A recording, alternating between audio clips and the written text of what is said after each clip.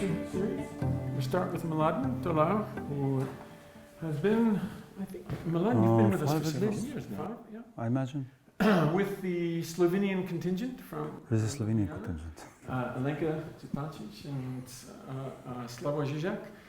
And, well, they've become a really very important part of the June session, bringing, I think, a very particular form of philosophical grace and strength to a whole host of subjects in film and psychoanalysis, literature, and philosophy, of course.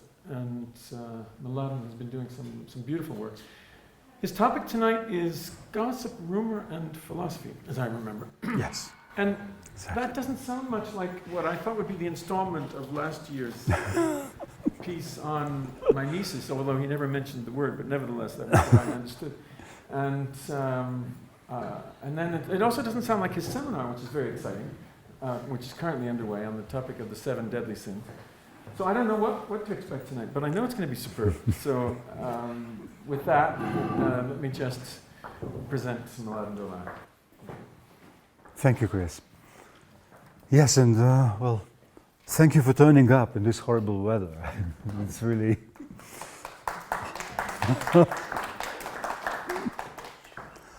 All right, the very unlikely topic of gossip and rumors.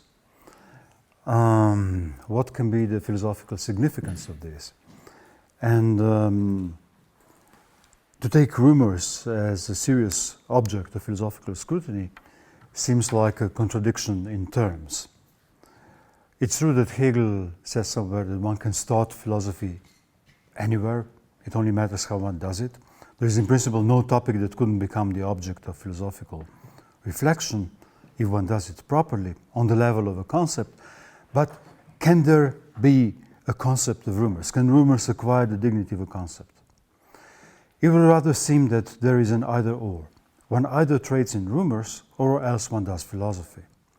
Rumors and philosophy are mutually exclusive.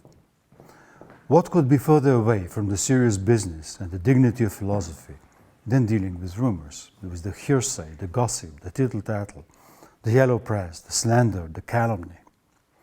Isn't this a sure way to ruin one's reputation of a philosopher if one deals with such unworthy and undignified subject? So here I am risking my philosophical reputation, which I guess is not a bad thing at all.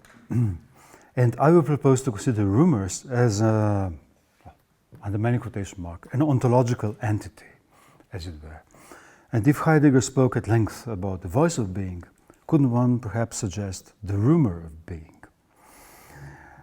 So philosophy started with a divide by drawing a line, a sharp opposition between what in Greek times was called doxa and episteme. Doxa is the regime of opinion or beliefs. Anybody is entitled to an opinion, and there is no compelling necessity that opinions should be firmly grounded. They depend on anybody's private views, tastes, and preferences. I see this thing this way. This is my opinion. This is ground enough.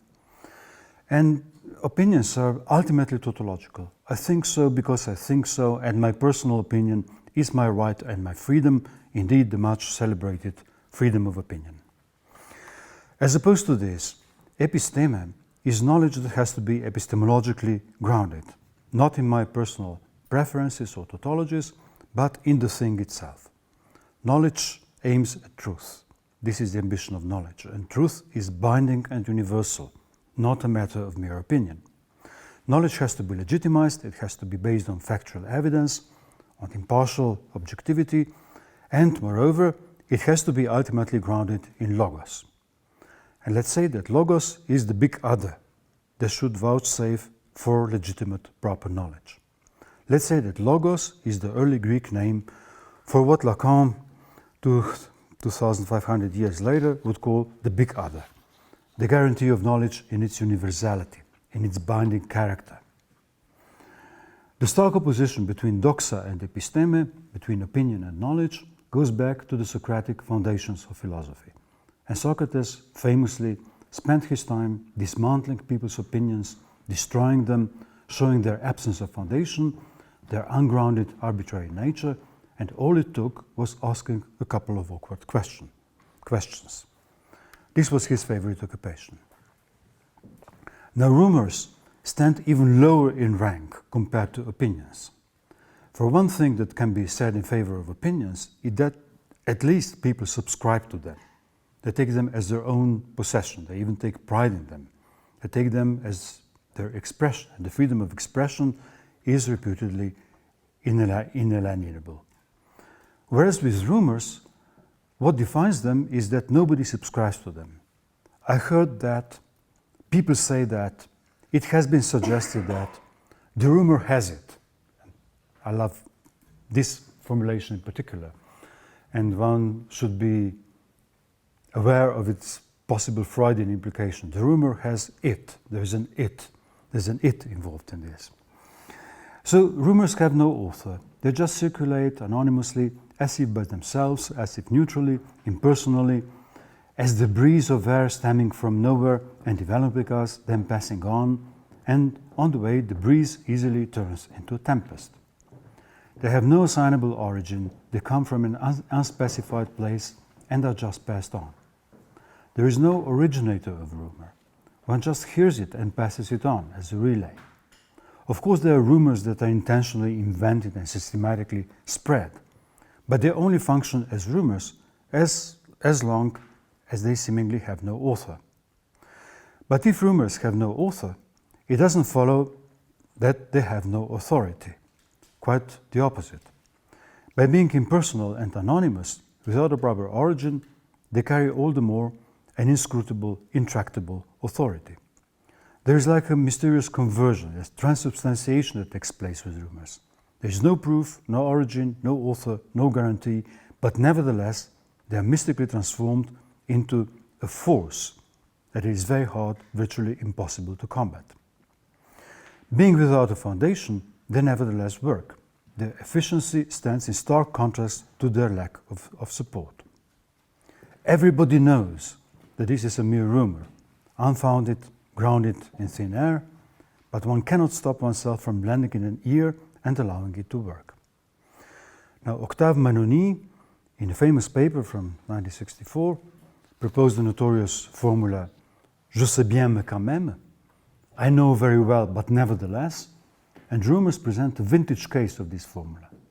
I know very well this is a mere rumor, but nevertheless, there may be something to it, or it's at least intriguing, it's entertaining, or some people may get into trouble by it. So let me maliciously participate in this, although I know very well that there is ultimately nothing to it. Or is it? And since nobody subscribes to them, there's always, I'm not maintaining this myself, this is just a rumor I heard. They exactly fit another formula, which was elaborated by Robert Fuller, beliefs without owners. It's a belief which is circulating, but there is no owner to this belief. Now it looks as if rumors present another face of the big other. Not the face of logos and knowledge and truth, but something that nobody quite believes to be true, yet it unfailingly works. There's a question of efficiency as opposed to the question of truth. They're efficient, even if they're not true. And this is given a questionable credence and general currency. There's a kind of paradoxical reversal with this sort of big other. The more it appears fickle, unfounded, frivolous, untrustworthy, the more it presents the big other in its pure form, overpowering precisely because of its lack of proper foundation, not despite of it. It is given a space to rule against everyone's better knowledge. It is as if we have here two faces of the big other, standing opposite to each other, with no common measure. On the one hand, the big other that can and should provide epistemological foundation of proper knowledge, based on logos and aiming at truth, and on the other hand, another big other based on nothing but hearsay, on the wind, but nevertheless standing fast and sticking. This is the thing with rumors. They stick.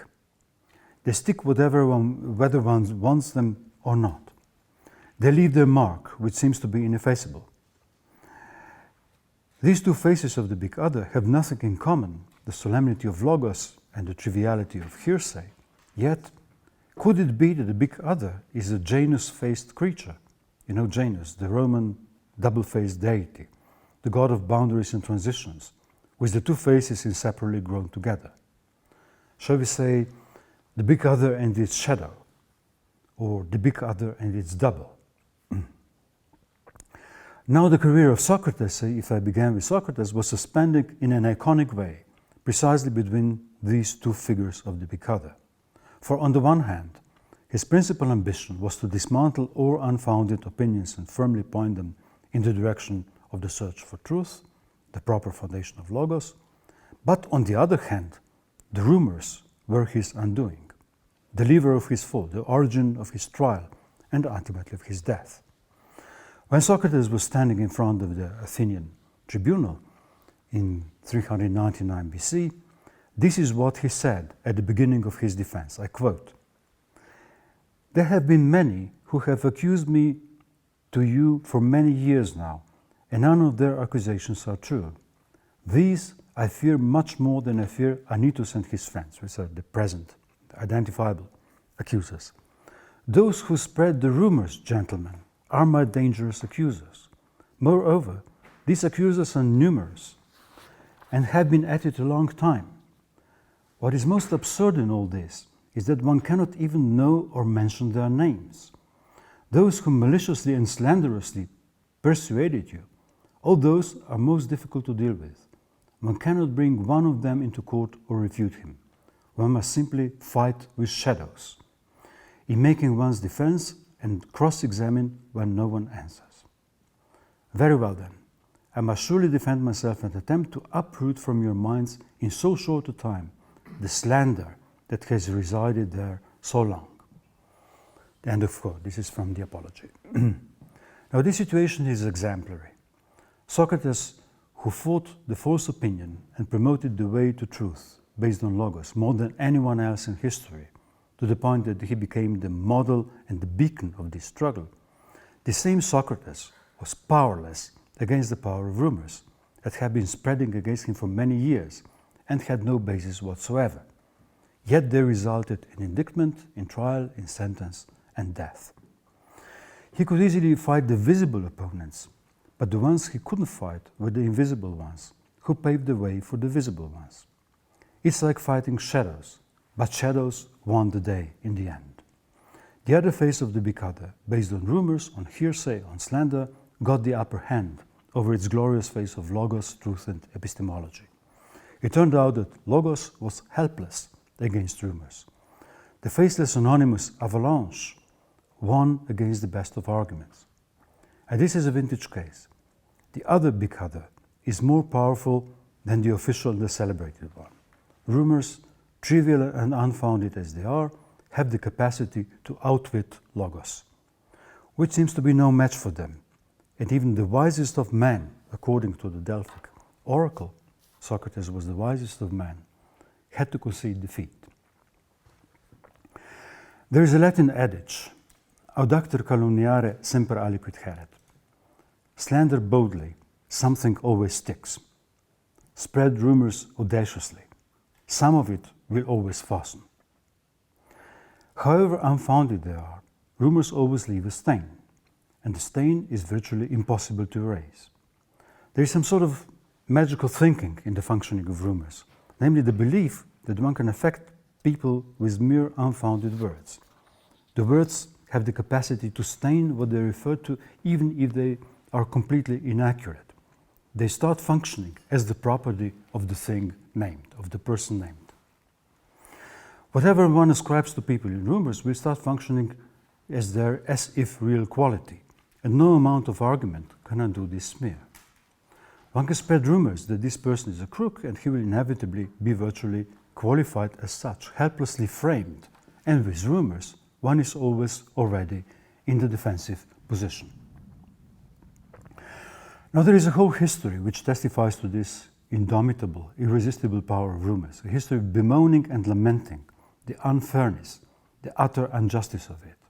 One is innocent, and the rumors are spread, and one is suddenly in a position of protesting one's innocence in vain. For even if everybody knows that rumors are false, they have nevertheless managed to demolish and spoil one's innocence, without one doing anything wrong. They frame their victims in such a way that the victim cannot simply step out of this frame. Everybody knows, but also everybody secretly believes that there must be something to it, that the word has the capacity not only to nominate its referent, but to produce the spectre of something that isn't there. The laments and complaints about this are countless in our cultural tradition. So let me briefly give you 3 prominent examples marking different eras. It's like a Schnellkurs in a cultural history of rumors. There are a dozen and more places where Shakespeare, this is the first example, refers to this, but I'll just take one brief quote from Hamlet. Hamlet talks to Ophelia after the grand scene of his soliloquy, insulting and humiliating her. This is actually a scene of great violence. And among other things, he says the following, I quote, "If thou dost marry, I give thee this plague for thy dowry. Be thou as chaste as ice, as pure as snow. Thou shalt not escape calumny. Get thee to a nunnery. Farewell." End of quote. So no amount of chastity and purity will save her. There is no way she could protect herself against calumny and rumors, and this is the only dowry that Hamlet can think of to give her for her possible future marriage. "You shall be stained if you stay in this filthy world, stained by calumnies, words, and rumors." And it appears that the nunnery would then function as a possible safe haven against this ubiquitous stain. But the situation is highly ambiguous and double-edged. Does he want to protect her innocence from calumnious filth? Or isn't it rather that by the very way of addressing her, he himself produces the calumny, the stain that he is warning her about, the stain from which she will never recover? Isn't it rather that he, her lover, is the source of calumny he allegedly wants to protect her from, by treating her like a whore and sending her to a nunnery, which was a code word for a brothel at the time? But how could she ever escape from this by going to a nunnery? So virtue cannot escape calumny, but by giving her this warning as her dowry, Hamlet actually thereby undoes her virtue himself. It is a poisoned dowry. And I have a few more examples from Shakespeare. I will skip this, although some are very good. I'll just stay with the most spectacular one. Now, my second example comes from 170 years later, and it's from The Barber of Seville, from the heyday of the Enlightenment. The Barber of Seville was originally a comedy written by Beaumarchais, Le Barbier de Séville. First staged in 1775 with a huge success, indeed one of the most successful comedies of the 18th century, the paradigmatic Enlightenment comedy from the time leading up to the French Revolution. But this original comedy was doubly overshadowed, first by Beaumarchais himself, who wrote a sequel to it, the notorious Marriage of Figaro, Figaro's Wedding, Le Mariage de Figaro, staged in 1784, and this sequel outdid the first installment. It is one of the most explosive pieces of the time, and if one is to believe Napoleon's opinion, Figaro was already revolution in action, and there would have been no French Revolution without it. Then, second, this original piece was relegated to shadows by its opera version, Il Barbiere di Sevilla, written by Gioacchino Rossini in 1816, which became one of the most successful and most frequently produced operas of all times. But what interests me here is just one scene from the opera now. Don Bartolo, who is a lecherous old man who wants to marry his young protégée Rosina, has a formidable adversary in Count Almaviva, who is very much in love with her and pursuing her. So in this scene, Don Bartolo seeks advice from his friend Don Basilio as to the best means to avert his rival. And Don Basilio has only one advice to give him, which is calumny. Calumny can destroy anyone. And I'm bringing up this example because there is a very famous aria which is called La Calunnia in Italian, one of the great famous areas of the buffo bass, as it were, where he sings great praise to the formidable force of calumny. And this is very briefly, I quote something from the English version of the aria. Italian version is much better. Actually, if we had time, one should listen to this. It's wonderful. It starts with pianissimo. Calumny is a little breeze, a gentle zephyr, which insensibly, subtly, lightly, and sweetly commences to whisper softly, softly here and there. And then there is a crescendo. There is a crescendo. From the mouth re-emerging, the noise goes crescendo, gathers force little by little, runs its course from place to place, etc. Finally, with crack and crash, it spreads afield, its force redoubled, and produces an explosion like the outburst of a cannon, an earthquake, a whirlwind, a general uproar. And the poor slandered wretch, vilified, trampled down, sunk beneath the public lash, by good fortune, forced to death. Okay, so I like this aria because if rumors, calumny ever had an eulogy, a panegyric, a song, an anthem, this is an anthem to calumny. This is the one. So it's a very funny bass aria, one of the most famous in operatic history, starting with a gentle pianissimo and developing to overwhelming crescendo to fortissimo climax, come colpa di cannone, like the outburst of a cannon, and then ends on this gentle tone of cheerfully, maliciously enjoying the inevitable downfall of the poor victim. But there is another lesson. This is the age of the Enlightenment, its glorious height. So the setting is very different from Hamlet. And given the optimism of the age, the power of calumny and rumors for once fails. This is the great irony of this piece, that after extolling so persuasively the gigantic powers of calumny, this acclaimed calumny miserably fails in the end. True love wins. The pernicious and malicious stratagems of the depraved ancien regime are defeated, also with the help of the skills and intrigues of the shrewd servant Figaro, a self-made man for the new age. So Socrates couldn't fight the shadows, but Figaro can. Figaro is successful in this. So the message is, calumny and rumors can be outwitted. And no doubt one can detect in the background also the ultimate faith in the triumphant powers of reason, which can be the match even for the invincible forces of calumny and rumors. So one big other wins over the other one. Reason wins over its shady double. Now my third example is predictably less optimistic, and it brings us to modern times. If we open Kafka's Trial on page 1 and read the first sentence, this is what it says. Someone must have been spreading rumors against Joseph K. For one morning, without having done anything wrong, he was arrested. So, jemand musste Joseph K. verleumdet haben. And for verleumden, the dictionary gives to slander, to calumniate, to vilify, to defame, to denigrate, to malign, to backbite. So this is one of the most famous opening sentences in German literature, perhaps in the whole of world literature, which says what? In the beginning, there was not the word, not the logos, as in Bible, not the act, as with Faust. In the beginning, there was a rumor. So here we have in a paradigmatic form the two versions of the big other. In the beginning, there was logos, which is the biblical version, versus in the beginning, there was a rumor, which is, to be sure, also a word, but emphatically not the word, not the logos, anything but. Two kinds of words face each other. In the beginning, there was a word, but which word? Was it logos or rumor?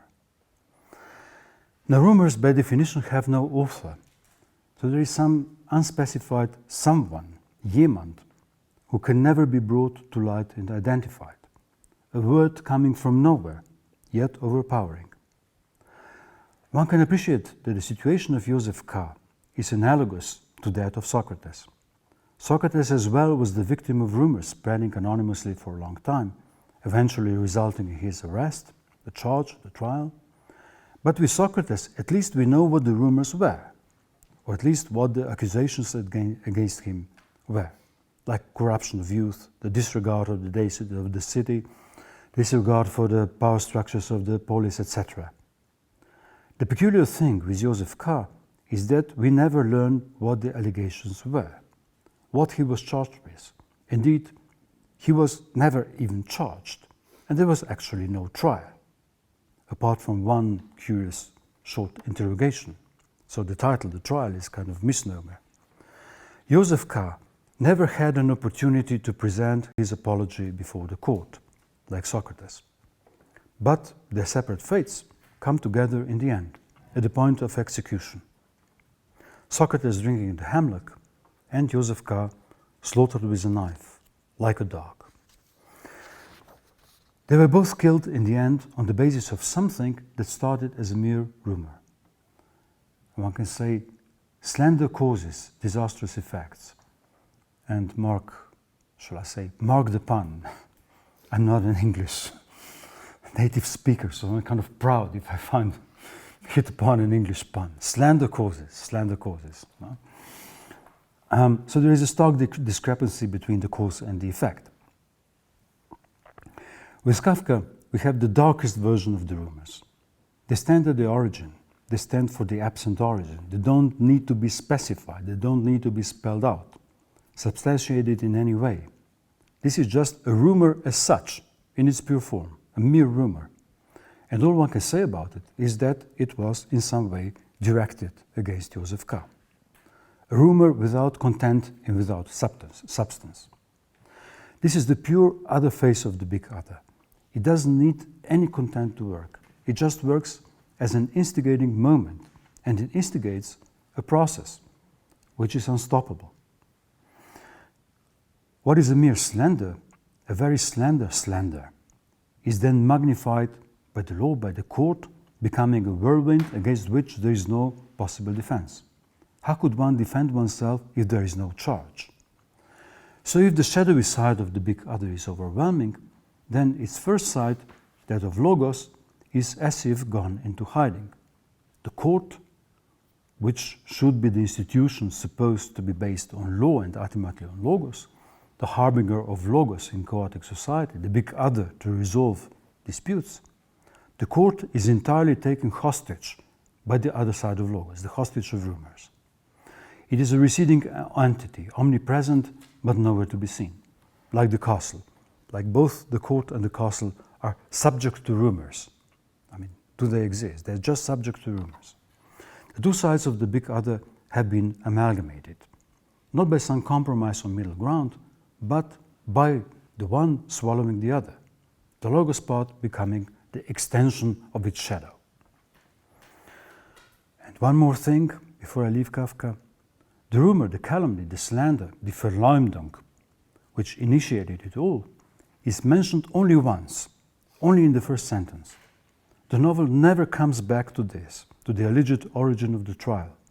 There are no clues whatsoever as to who this someone might have been. Moreover, there is something curious about this famous first sentence, namely that the whole novel is written from the perspective of Joseph K., except for the first sentence. The supposition of someone spreading rumors is not presented as K's own assumption. The sentence suggests that this is the suggestion of an objective narrator, who also further confidently affirms that Joseph K. has done no wrong, in which case the objective narrator is there only to throw the first stone, and then he disappears, and from here on we only see things with Joseph K.'s eyes, and K. doesn't have the privilege of the bird's eye view, the privilege reserved for the narrators. And as a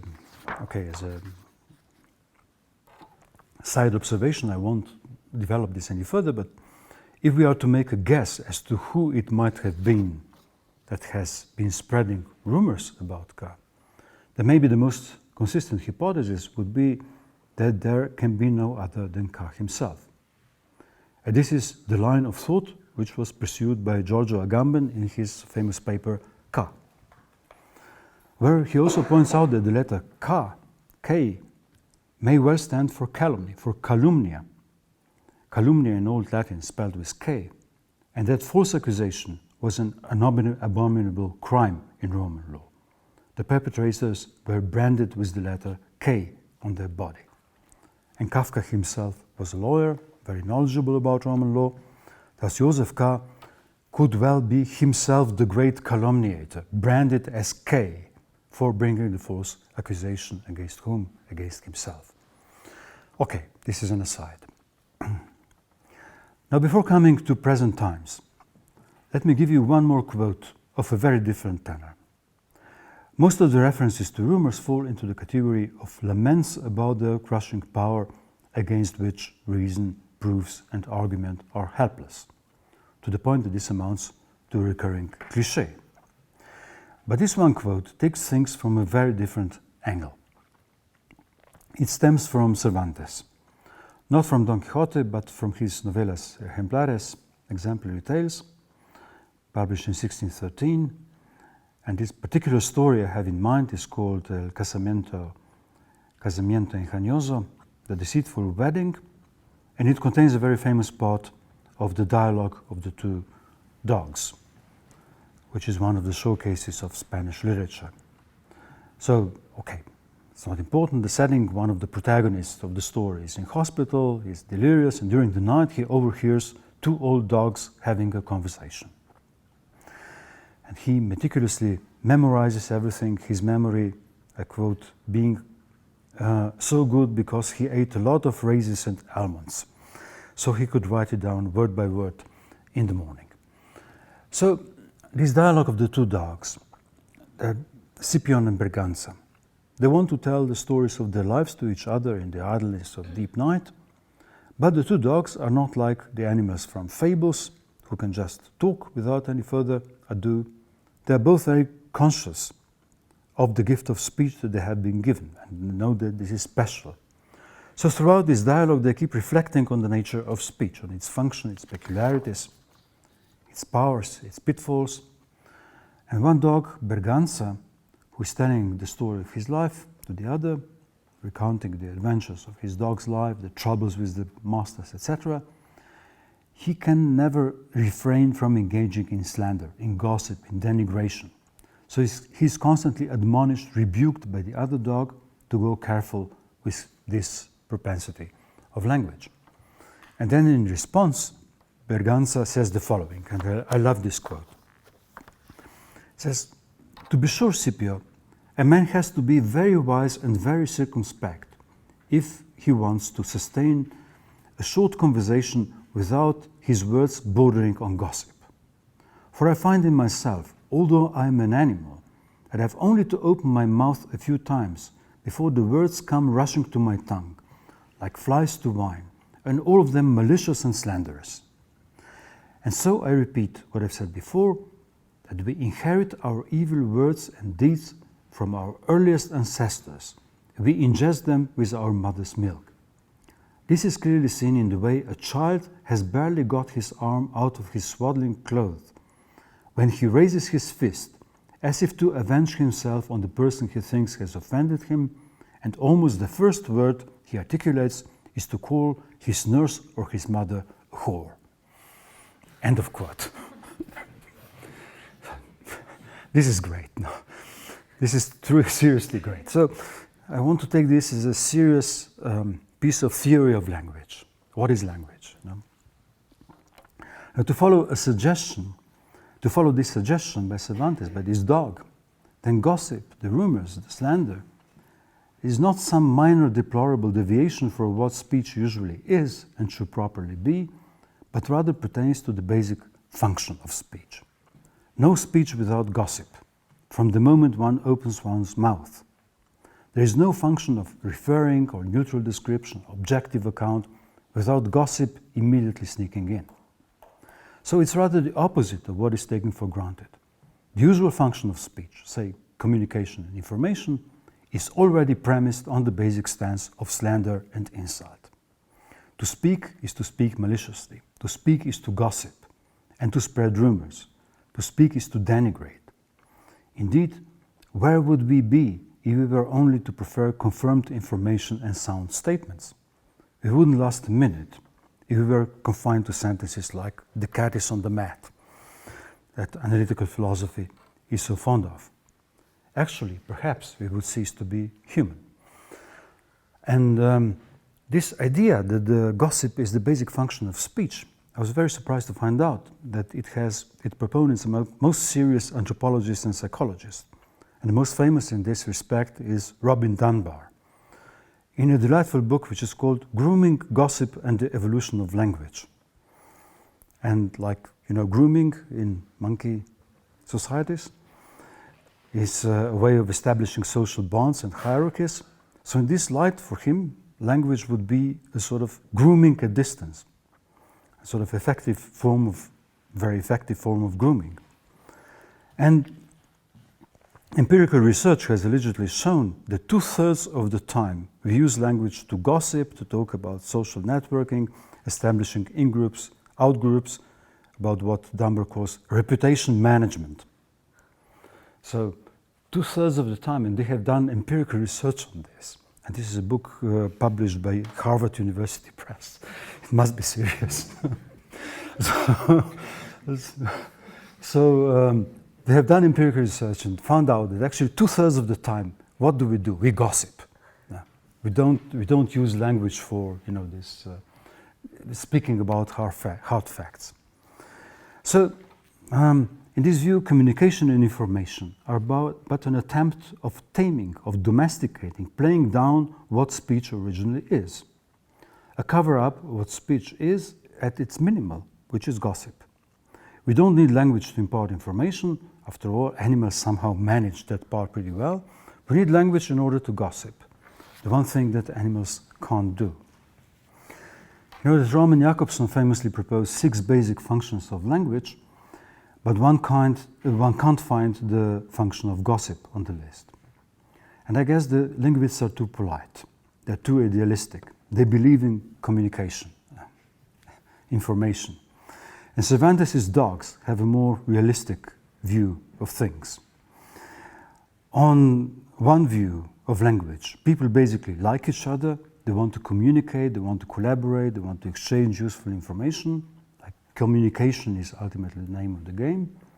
On this other view of language, advocated by the 2 dogs, people basically hate each other, they use language as a weapon, they can hardly wait to gossip and slander, to throw insults at each other, to hurt and to offend. So, whom are we to follow, Jakobson or Berganza? Who has the more viable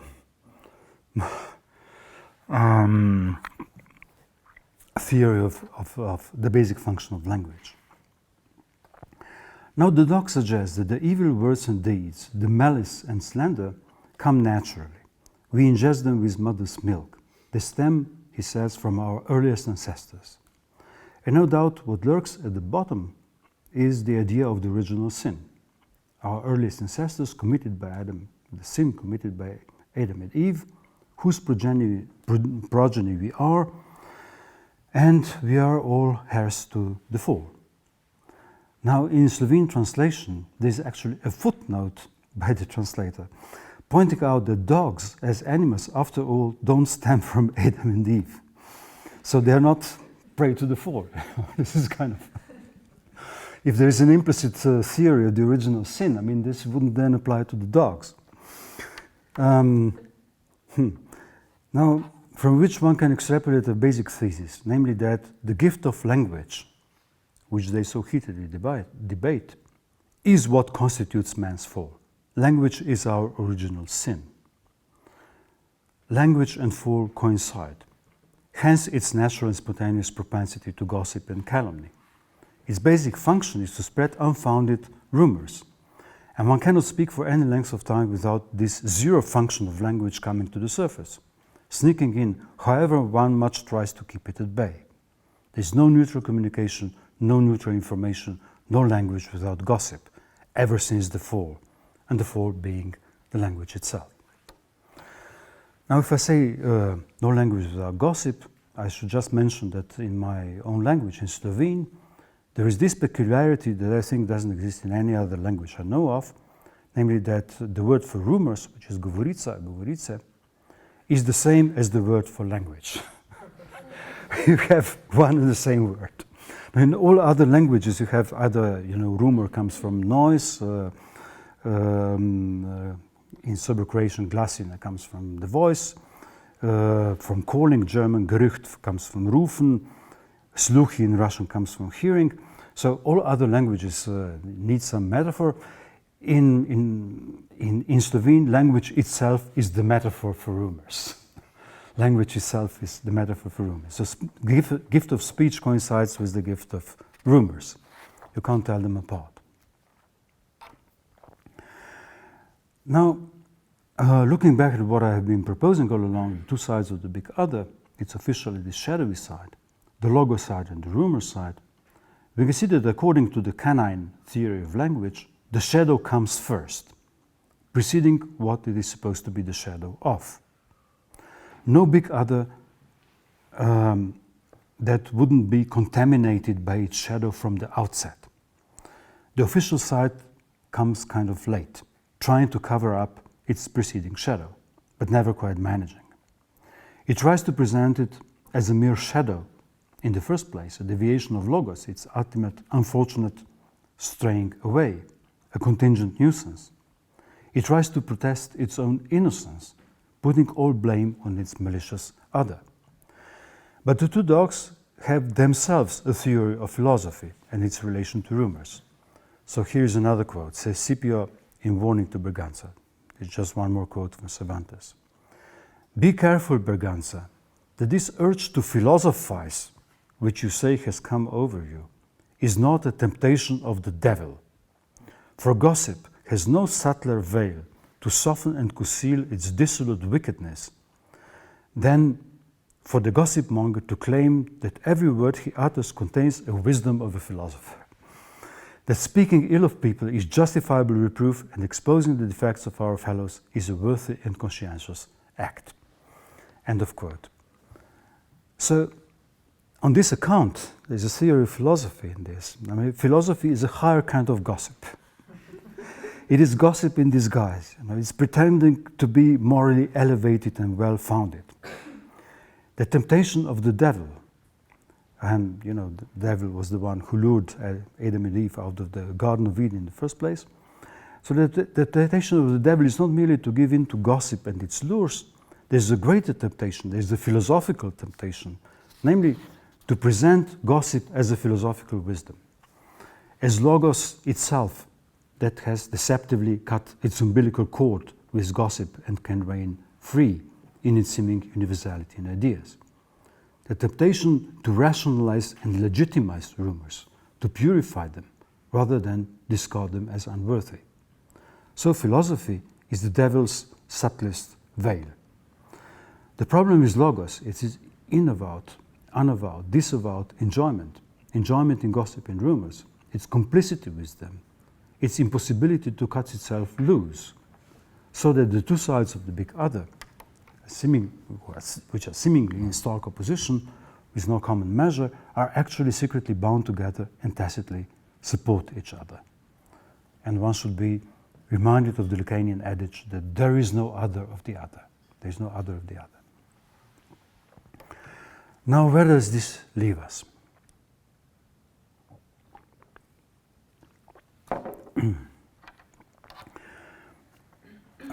What does this amount to?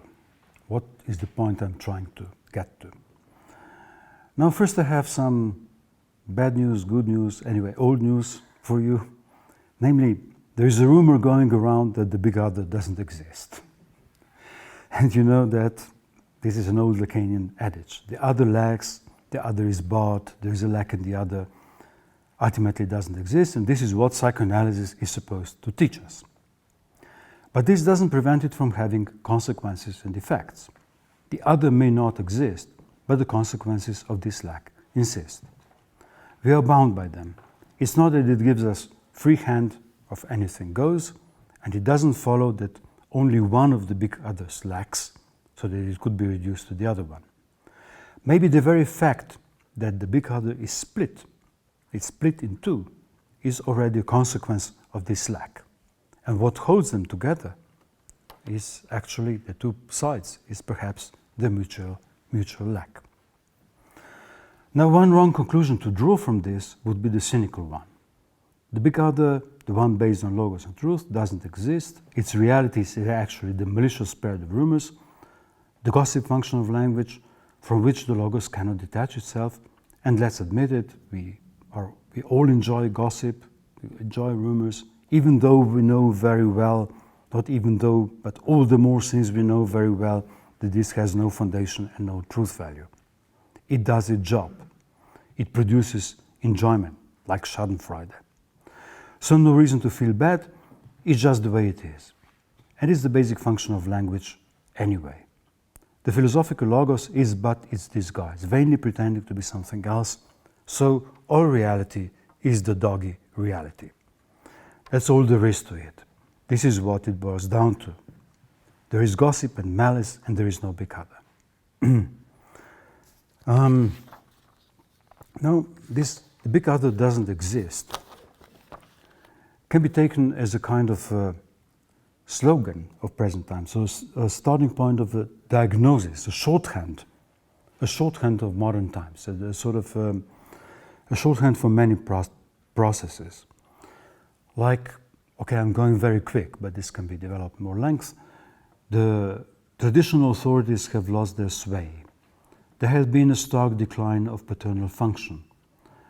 There's no more patriarchal fathers to provide the law and the rules on whose word one could rely and can be obeyed. The institutions have lost their authority. The sovereignty has dwindled. Okay, the Foucault story. The laws and the moral precepts have become negotiable. The transcendental guarantees have lost their demise, have met their demise. The difference between knowledge and opinion has been gradually collapsed. Look at the TV shows when you always have the exotic opinions pitted against informed knowledge, but they are put on the same level. I mean, it's just the leveling, neutralization in what is allegedly a democratic debate. Actually, opinions and knowledge, the two entities that philosophy has starkly opposed at its birth, have both increasingly become like manifestations of the third entity of rumors, functioning as their middle term, the middle ground, the common ground. We have been rumorized, like rumors carry the day.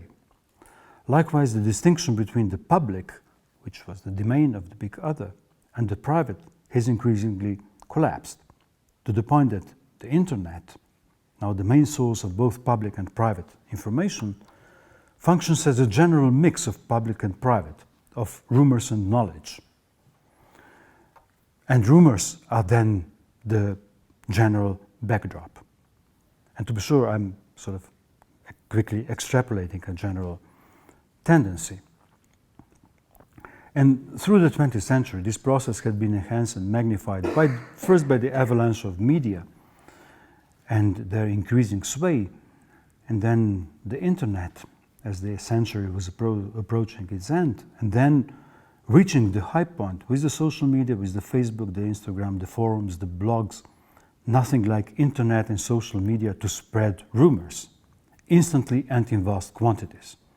And particularly with robots, one doesn't even need the human agency. And, the statistically targeted audiences, robots spreading rumors against us. The internet, in its short history, seems to have rapidly run the course from logos, the promise of instant access to objective information, facilitated communication, emancipation, democratization, to the shadowy, calumnious other side of the big other, which, yet again, is winning the day. It's like the slide from Jacobson to Berganza. First, we believed that the internet was serving the Jacobsonian sort of function of language, but it turns out that the Berganza, the Cervantes dog, actually is perhaps spells out the reality, better spells out its reality. So there is the cumulative whirlwind, the vortex that seems to be pointing in one direction, which is there is no big other. The big other doesn't exist. There is no big other anymore, as a general diagnosis summing up this long process. Now I come to Trump, who trumpets it daily. And he seems to be the biggest Lacanian around. For I think most of his pronouncements can be translated into this simple adage, namely, there is no big other. This is what he keeps saying. The big other lacks. Like, okay, fake news, what does it mean? It means any inconvenient fact or information that counters his goals is immediately equated with rumors, relegated to some sort of unsubstantiated. It's just another rumor. For any facts, there are alternative facts. And he's also like the biggest Hegelian around. For you know the famous anecdote where somebody confronted Hegel by saying, "Aber Herr Professor, facts contradict your theory," to which Hegel famously replied, "Umso schlimmer für die Fakten," so much the worse for the facts. So we have this, what are we to do? Those of us who are kind of Lacanian and Hegelian, having such a formidable ally, enthusiastic supporter, who seems to be practicing like a certain version of Hegel and Lacan on a daily basis. So, in conclusion, I have just, I'm finishing, another bad news, another final twist. What to make of this diagnosis, the quick diagnosis which is around in massive ways, this rumor about the demise of the big other in the modern times. Maybe this is just another piece of fake news. maybe. Let's not be too quick in believing that the big other doesn't exist. There is something very questionable about this diagnosis. The summing up of our predicament with the shorthand, there is no big other, it has collapsed with the decline of the authorities of knowledge, of logos, of sovereignty, etc. Maybe our predicament is far bigger. Not that the other has dwindled and lost all authority, but it is alive and well and has become intractable. It has actually become intact. This is not a traditional big other of logos, of the patriarchal authority, of the name of the father, of the symbolic order, of knowledge, but an unfathomable big other of our socio-economic order, of its globalized power structure, the framework of our capitalist universe, so that the more we lament that there is no big other anymore, the more powerful it has become.